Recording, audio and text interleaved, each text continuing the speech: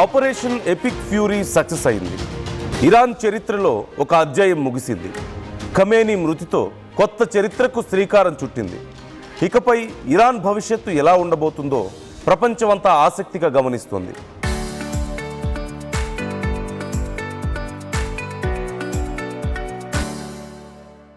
ఇంతకీ ఈ ఖమేనీ ఎవరు?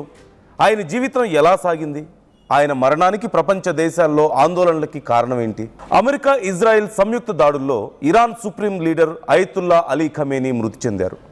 ఖమేనీ నివాస స్థలాన్ని టార్గెట్గా చేసుకుని దాడులు జరిపింది అమెరికా, ఇజ్రాయెల్.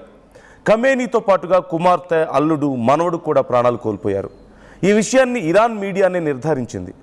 40 రోజులు సంతాప దినాలుగా ప్రకటించింది. 1989 మొదలు నేటి వరకు సుప్రీం కమాండర్ హోదాలో ఇరాన్ను తన కనుసన్నల్లో శాసించారు ఖమేనీ. ఖమేనీ పాలన 37 సంవత్సరాలు కొనసాగింది. అయితే ఇప్పుడు ఇదంతా గతం. ఆయన మరణంతో ఇరాన్ భవిష్యత్తు ఎలా మారుతుందో యావత్ ప్రపంచం చాలా ఆసక్తిగా డిస్కషన్కి తెరలేపింది. Ayatollah Ali Khamenei Iran Islamic రిపబ్లిక్కు 2వ సుప్రీం లీడర్. 1989 నుంచి 2026 వరకు ఆయన పాలన సాగింది. సైన్యం, న్యాయ వ్యవస్థ, మీడియా, ఆర్థిక వ్యవస్థలు అన్నీ ఖమేనీ చెప్పు చేతల్లో ఉండేవి. చనిపోయే సమయానికి ఖమేనీ వయసు 86 సంవత్సరాలు. ఖోరాసాన్ ప్రావిన్స్లో 1939 ఏప్రిల్ 19న ఖమేనీ జన్మించారు. జవాద్ ఖమేనీ, ఖదీజా దంపతుల 8 మంది సంతానంలో రెండోవాడు ఖమేనీ. ఖురాన్తో చదువు ప్రారంభించారు. మక్తబ్ పాఠశాలలో చదివారు. షేక్ హోయం ఖాజ్విని, అయతుల్లా మిలానీ వంటి గురువుల వద్ద మన్హద్లో హద్యా విద్యను అభ్యసించారు. 1957లో ఇరాన్ వెళ్ళిన ఆయన కొన్ని అనివార్య పరిస్థితుల్లో తిరిగి వచ్చారు. 1957లో ఇరాక్ వెళ్ళిన ఆయన కొన్ని అనివార్య పరిస్థితుల్లో తిరిగి వచ్చారు. ఇక 1958లో కోమ్ సెమినార్లో చేరిన ఖమేనీ అయతుల్లా జోర్జర్డి, రుహల్లా ఖొనేనీ వద్ద శిక్షణ పొందారు. రాజకీయాలు, ఇస్లామిక్ సోషలిజం పట్ల ఖమేనీకి అమితాసక్తి ఉండేది. అంతేకాదు సాహిత్యం పట్ల కూడా చాలా ఇంట్రెస్ట్ ఉండేది. అలీ షరియాతి, సయ్యద్ ఖుద్ రచనలు ఆయన అనుసరించారు. అరబిక్, అజర్బైజాన్, పర్షియన్ భాషల్లో నైపుణ్యం కూడా ఉంది. సంగీతంపై ఆసక్తితో తార్ కూడా వాయించేవారు. 1964లో మన్సూర్తో ఖమేనీ వివాహం జరిగింది. ఖమేనీకి 6 సంతానం. 1960లో ముస్లిం బ్రదర్హుడ్తో ఖమేనీకి అనుబంధం ఏర్పడింది. షా మహమ్మద్ పాలనకు వ్యతిరేకంగా ప్రచారం చేయడం స్టార్ట్ చేశాడు. ఈ క్రమంలో 6 సార్లు అరెస్టుతో పాటు 3 ఏళ్ల పాటు జైలు జీవితం కూడా అనుభవించారు. 1978-79 ఇరాన్ ఇస్లామిక్ విప్లవంలో కీలక పాత్ర పోషించారు ఖమేనీ. ఖొమేనీకి ప్రియశిష్యుడిగా ఖమేనీ గుర్తింపు సాధించాడు. ఈ క్రమంలోనే 1979 నుంచి ఆయన్ను అనేక పదవులు వరించాయి. 1981 నుంచి 89 వరకు ఇరాన్ అధ్యక్షుడిగా 2 సార్లు ఎన్నికయ్యారు. 1989లో ఖొమేనీ మరణం తర్వాత జరిగిన ఎన్నికల్లో గెలిచి సుప్రీం కమాండర్ బాధ్యతలు అందిపుచ్చుకున్నారు. అయితే రాజ్యాంగాన్ని చెప్పు చేతల్లోకి తీసుకొని తన ఇష్టారాజ్యంగా పాలన సాగిస్తూ వచ్చారు. సైన్యం, మీడియా, న్యాయ వ్యవస్థపై పూర్తి అధికారం ఖమేనీదే ఉండేది.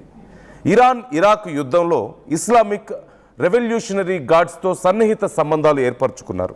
వాస్తవానికి 1981 ముజాహిద్దీన్ ఏ ఖల్జ్ బాంబు దాడిలో ఖమేనీ ప్రాణాలు పోవాల్సి ఉంది.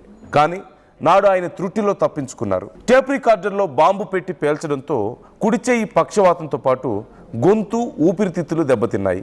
అయినా తన వైకల్యాన్ని లెక్క చేయకుండా పాలన సాగించారు.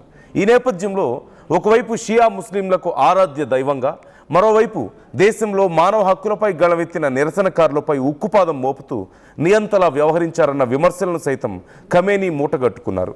విదేశాంగ విధానంలో మార్పులు, షియా ముస్లింల అభ్యున్నతికి ఖమేనీ పాటుపడడంతో హమాస్, హెజ్బుల్లా, హౌతీలు తమ మద్దతు ఇచ్చారు. అసలు ఇజ్రాయిల్తో ఇరాన్కు ఉన్నటువంటి అభ్యంతరాలేంటి? ఖమేనీ హత్యకు అమెరికా కూడా సహకరించడం దేనికి? కొన్ని దశాబ్దాల క్రితం ఇజ్రాయెల్, ఇరాన్ 2 మిత్ర దేశాలే. 1979 ఇస్లామిక్ విప్లవం తర్వాత 2 దేశాలు బద్ధ శత్రువులయ్యాయి. మొదట ఇరానే గొడవకు తెరతీసింది. ఇజ్రాయెల్ను ఒక దేశంగా గుర్తించడం లేదు, నాశనం చేస్తామంటూ ప్రకటించింది.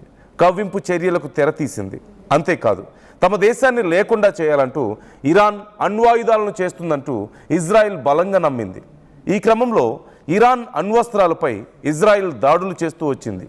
మరోవైపు ఇరాన్ కూడా తమ మిత్రపక్షాలైన హెజ్బుల్లా, హమాస్, హౌతీల వంటి సాయుధ గ్రూపుల మద్దతుతో ఇజ్రాయిల్పై విరుచుకుపడింది. తమ దేశంపై ఇరాన్ పోరు తీవ్రమవడంతో అగ్రరాజ్యం అమెరికా మద్దతు తీసుకుంది ఇజ్రాయెల్ సైనికులకు యుఎస్ సైన్యం తోడైంది.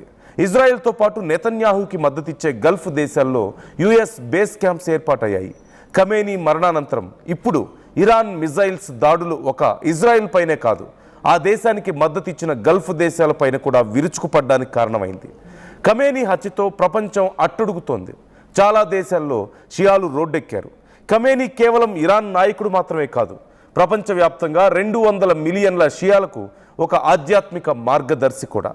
ఖమేనీ హత్యను నిరసిస్తూ పాకిస్తాన్, భారత్లో కూడా పెద్ద ఎత్తున నిరసనలు జరుగుతున్నాయి.